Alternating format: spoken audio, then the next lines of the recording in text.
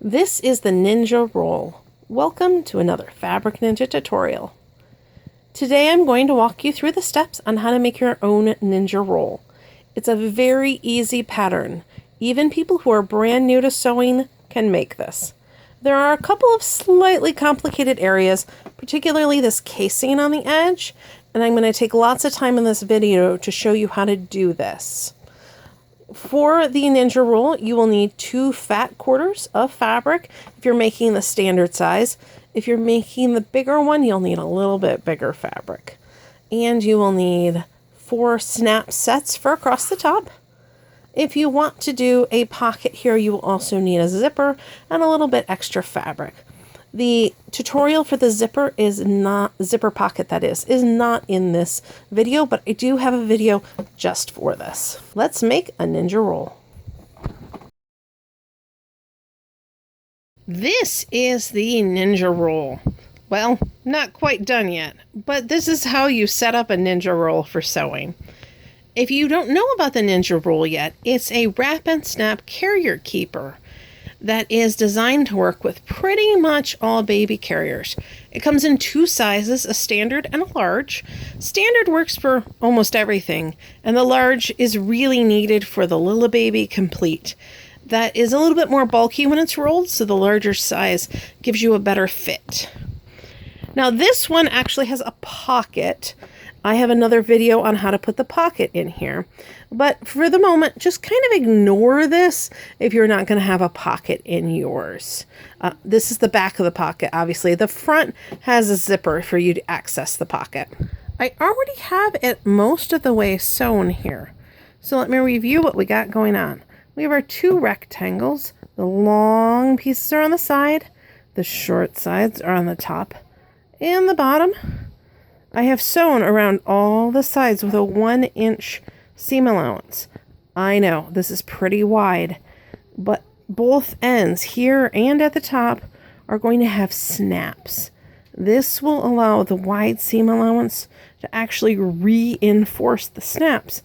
Otherwise, you'd have to put interfacing along the top and bottom edge. So it's definitely easier to just use these wide seam allowances. You can also see that the black layer here kind of sticks out along the edge here. This pattern is great because you don't have to be very precise. My 2 pieces of fabric didn't quite end up the same size, but it's really not a big deal. The little bit of variation you get from that is not going to affect how the Ninja Roll fits your carrier. So I've sewn around all the edges with a 1-inch seam allowance, and right here at the bottom, in this case, it has an opening. This is where we're going to turn everything through. So I simply stopped here and here when I stitched, so there was a place to open it up. The last step before you turn is to do the elastic. So let's get up here and look at the elastic. So we have a 1/4-inch elastic that we're using here, and it's sewn into the seam allowance. So not onto the carrier part, but the seam allowance is where it's sewn. And you're going to sew it relatively close to the stitch line. It could be even closer if you want it, but don't get it all the way over here. Try to keep it relatively close.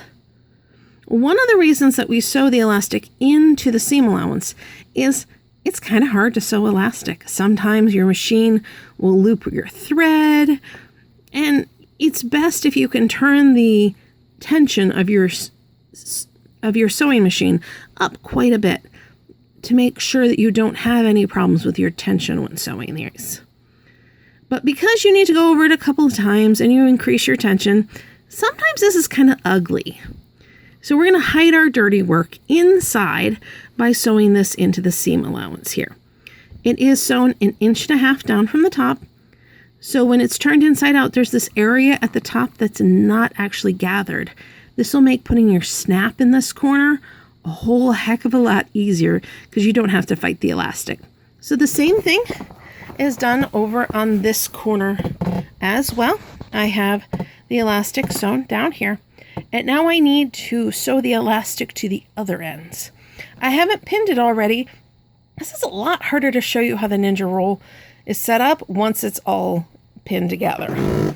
So what I'll do here is you actually just pull this elastic all the way down to the other end, and then you can pin or clip it in place here, and then again on the other side.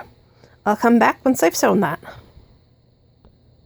I've sewn the elastic to both ends of my seam allowance, which means my ninja roll now looks like this. It's all kind of pulled together. Now at this point you have a couple of options. My choice is I just leave it like this and turn it right side out. But if you're new to sewing, there's a lot of moving parts in the next step. So you may want to try another option here. Let me show you. Because in the next step, you are going to be sewing a casing for the elastic while the elastic is gathering up the side. Some people have a hard time keeping the elastic out of the way, particularly in the center. So one thing you can do is to add another area or multiple areas that you're going to sew this elastic. So right here, it's already sewn at the ends. So I've just folded my ninja roll in half. So I now know where the half mark is on this end.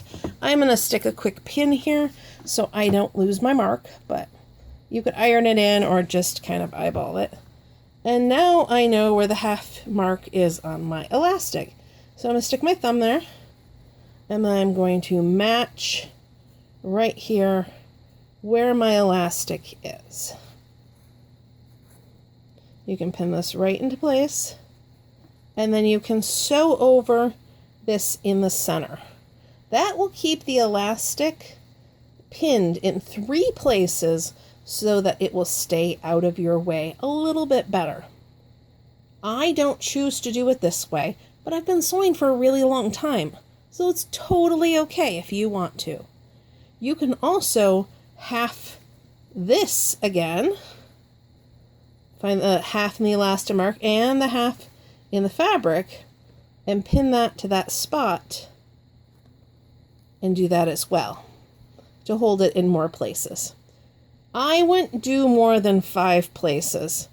You want the elastic to still be able to gather together to keep the ends of your ninja roll very tight and nice. I want to talk about the corners for a moment.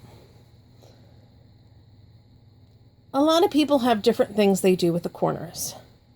It is my preference when making the ninja roll to use a folding technique.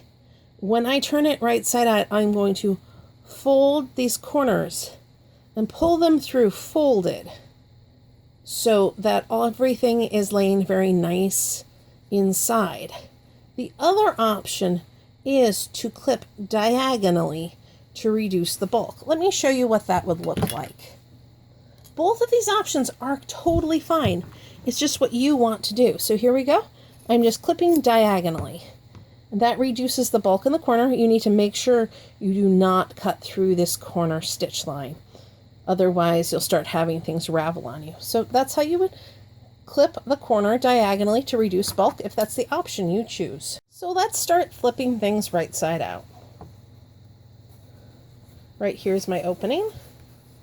I'm going to reach all the way to the other end here.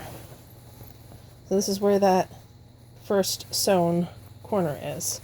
And I'm going to do a folding technique. So I'm going to fold here, and I'm going to fold there. And then on the inside, I've put my thumb where my finger is right now. I put my thumb there. So I'm gripping it through here with my thumb, and my pointer finger is on this side. So my thumb and finger are actually grabbing that. And then I'm going to pop it right side out. Don't worry, I'll do that several more times so you can see it. It's not perfect. I'm still going to have to go in with a pin and help this corner out. But that's totally normal no matter what technique you use. So I'm here at the hole. I've already pulled out a little bit. I'm going to reach my hand inside the hole again and go to another corner. Here is another corner. And this one might be a little bit easier for me to show you what's going on. So I'm going to fold and fold. And I'm going to reach inside with this hand. So I have my pointer finger here, and I have my thumb on the inside here. So I hold the corner very nicely, and then I just kind of pop that corner out as I go. So I'm going to quick get the rest of this flipped, and then we'll look at those corners. I've got everything pulled right side out now.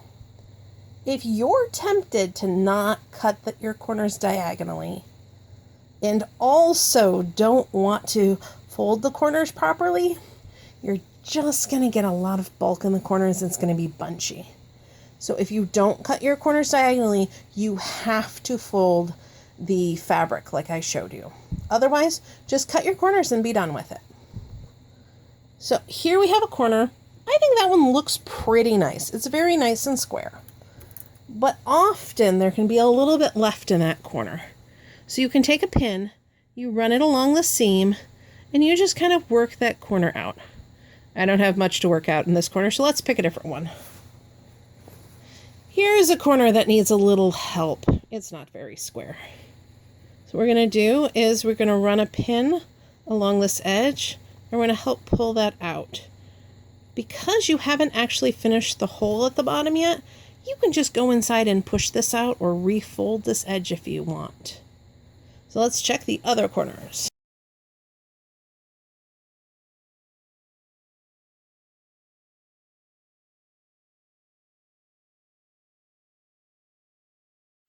The corners are looking pretty nice, but the whole thing is just gathered and weird looking. This is exactly what it should look like. You've done it right. The next step is to close this opening that we turned everything through. All you really need to do is give this a good press and then pin across here to hold everything together. So when you top stitch, everything will be in place and the two layers will be held together. However, a lot of people like using Wonder Tape or iron-on hem tape or stitch witchery to hold this spot together. I closed the bottom opening with stitch witchery, and then while I was at it, I gave the whole thing a good press, and I top stitched at 1/4 inch along the bottom and up here at the top. See, here's my pretty pocket. What we have to deal with next is the sides. They're bunchy, they're weird, they're a little hard, but you're going to get this. I'm going to take you to the sewing machine and show you how we're going to make it work. One thing that you can do to help yourself out a little bit is to add some pins along this edge to keep the elastic towards the edge. You don't actually have to pin the elastic to the edge. What you need to do is create yourself a bit of a faux channel and keep the elastic towards the edge if you're going to have a hard time with everything moving. Meet my sewing machine. This is the faux Creative 775 made in Germany. I love the faux because it has a built-in walking foot called a dual feet, and it's actually right back here. It's this thingy. But I'm not going to screw with my camera right now to show it to you. Now, no matter what I've done, it's always a little awkward for me to sew with the camera in front of me. So I will do my best to make this look easy, but sometimes it looks hard when I have a camera in front of me. So here we go. We have our edges and they're all gathered and our elastic. And we have an end. An end is already top stitched, and that's where we're going to start. So inside of here, I can feel where my elastic is. It's a nice bump. And right below the bump, which is probably where your elastic has started to be sewn, I'm going to stick a pin or a clip. This is just a marker to tell me it's time to do something. So, starting with a 1/4 inch seam allowance, that's what I used on the other ends. I'm going to do a couple of back stitches. A couple of back stitches here. Start sewing. And then I've come to the clip. Well, not quite. I'm getting close to it. I'm going to put my finger where that mark is, and I'm going to sew up to where that mark was. Now I'm going to put press my needle down. I pressed my needle down button. You may just need to use the crank on the side of your machine. I'm going to turn here. And I can feel my elastic. And here I've placed a pin to just kind of keep my elastic towards the edge. But it's not actually through my elastic. My elastic can still move freely. It just creates a bit of a channel. So here, I'm going to sew down about 1/2 inch. I want to go whatever distance I want my channel to be. So I'm going to turn it and give it a quick check to see what line it's along. This is along the 1 line. This is a German machine, so that means 1 centimeter. I need a little bit deeper casing than that, so I'm just going to turn it back. The pattern certainly tells you how big of a casing you should make, but think of it more as a guideline. So now I have it at 1.5, and that'll be fine for a casing. So that's 1.5 centimeters in this case. You can make like an inch casing or what have you. So right now, you see this is kind of smooth. It's because all the bunched up end is down here. So you are going to smooth it out and make it work for you as you go. So I can feel the elastic right here. I can feel it with my fingers. So I'm going to sew down to my finger, and then I'm going to look at the next part. So I can still scooch this all, and I feel the elastic, so I can scooch that away from the edge where I'm sewing. I'm sew up to that pin. You can sew across pins if they are this way, if you have to. I don't have to. I'm not going to risk it. There are many times where I will sew across a pin. So I can still feel my elastic here, so I can just kind of wiggle it up with my finger, and I can keep sewing. I'm starting to run out of what I can sew because all of this bunched up part, I'm starting to get to it. So I'm going to go as far as I can go before we have to slide everything. So I still have that elastic along the edge here. Okay, now it's time to give ourselves room. I have a lot of bunched up space, and you see I pulled, and this part starts to ruffle. It's because I'm moving the fullness back.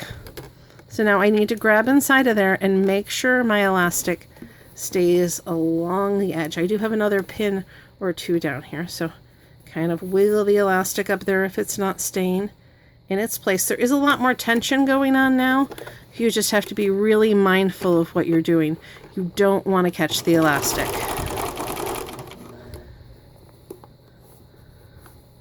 So smooth everything out. I feel like there's a little bump right here. It's probably that my seam allowance has gotten caught by the elastic, and the elastic's trying to go under it instead of on top. It's because I know that's the side that I sewed it on, so the elastic is going to try to be on the side it was sewn on. Sorry for all the wiggling around there. And you can see I've managed to wiggle myself a little bump.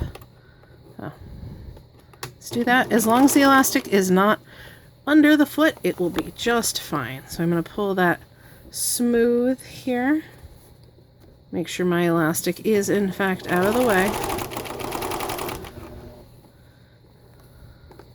And here is one of those pins that I put in, so I know the elastic is on this side.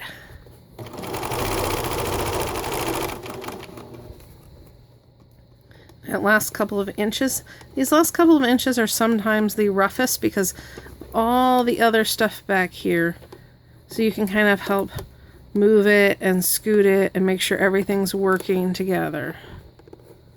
So let's finish this up.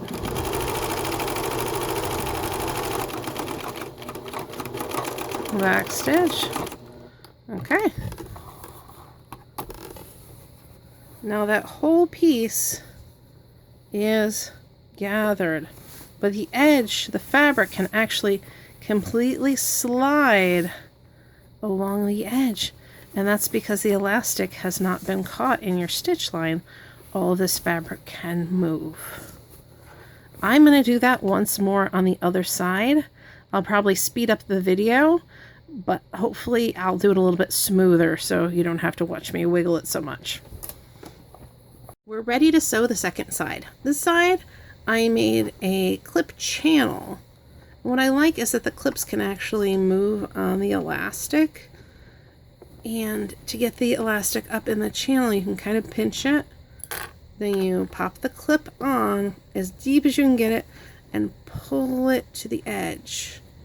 If you don't pull it off and just kind of wiggle it up, it will hold the elastic right next to the edge. But as I said, everything's harder to do when there's a camera in front of me. So all of these are holding the elastic towards the edge, and we're going to do the other side. So I'm going to feel down here for where my elastic bump is, so I know where I'm going to turn out. It's right about there. So let's squish this up so we can actually see what I'm sewing. Start in a little bit, do a back stitch, go forward, and I'm going to sew right up to my bump. If you want these to be absolutely precise, the exact same place, just measure it. Now I'm going to go in, just going up to my 1.5 centimeter mark. There we go. Now let's go down the edge. I have all the clips holding it, so I just kind of slide the extra out of the way, still checking that elastic with my finger. So I get to a clip here, take it off and slide down. You see I got a lot of room here. Again, feel that elastic, move it if you need to. I always like to check because I really hate having to take seams out. Okay, so I feel that elastic with my finger. Okay, here we go. And if things are kind of bunching around, just move them. You know that the elastic's being held by the clips over here. Okay, so let's sew that. Sorry, the focus is doing crazy things. Okay, let's get it to focus back on there. Feel the elastic, sew on down, release the clip. You don't have to take the clips off if they're out of your way. I have a really hard time sewing next to a clip, so I just always take it off. You see my seam allowance kind of varied a little bit there. You're never going to see it. All of the casing is going to pull up the edge. And so if you have a little wavy moment, it's okay. Oh, I still got a pin in here from when I was working earlier. So now we're getting to the end. It's a little bit harder, so you want to kind of help everything gather behind the sewing machine there. Feel the elastic. So I got that last chunk to go.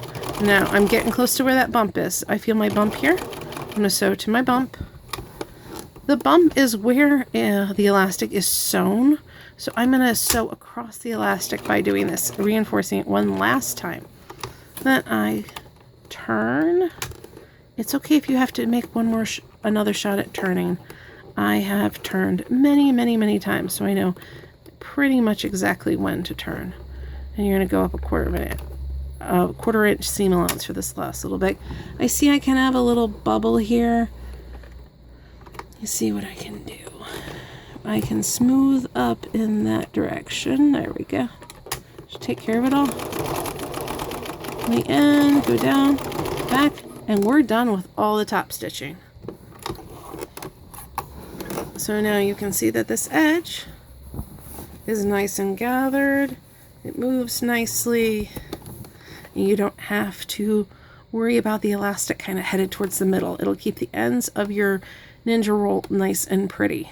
The last piece of the ninja roll construction is putting snaps along the top edge and the bottom edge. I put one at each end, a 1/2 inch from the edge. So my line of stitching is at 1/4 inch. So I would go down another 1/4 inch to put my hole. That means the edge of a size 20 cam snap will actually just touch that line of stitching, because they're a 1/2 inch cap, so it's a 1/4 inch on either side. But it's a good way to help you eyeball where you want to put them, or you can always just mark through the pattern. The top one I'm done here is 15 inches, so I put one on each end, and then I measure 5 inches and 5 inches and put the other two, because 5 times 3 is 15, and there's 3 gaps here. Again, you can always just mark it on the pattern. And here you can see my lovely little pocket with the zipper. So let's go put those snaps in. The ninja roll is now complete. I have a line of snaps on the bottom and the top here. So it comes around and snaps to itself along this edge. Let me grab a carrier and show you how it fits. This is a standard MJ. The ninja roll is on the waistband, so the center 2 snaps are open and the side 2 snaps are snapped around it. So this pocket here ends up right in the front and easy for you to put your things in. Now the MJ itself actually has a small pocket down here, so you can get to both of them if you want to. Now we gotta roll this up to put it inside. I'm gonna roll the MJ up inside of the ninja roll.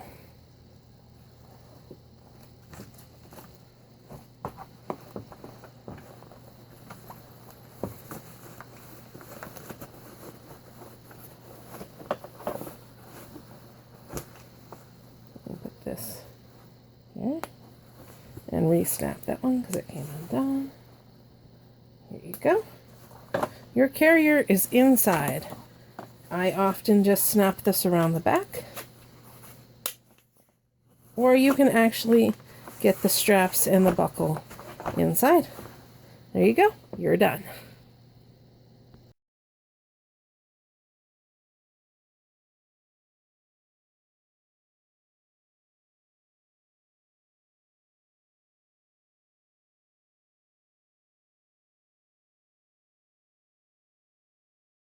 Thank you for watching my video. I hope you go to our Fabric Ninja Pattern Discussion group on Facebook to post pictures of your projects there. You can also get help from me or any of our other ninjas there on the group. Happy sewing!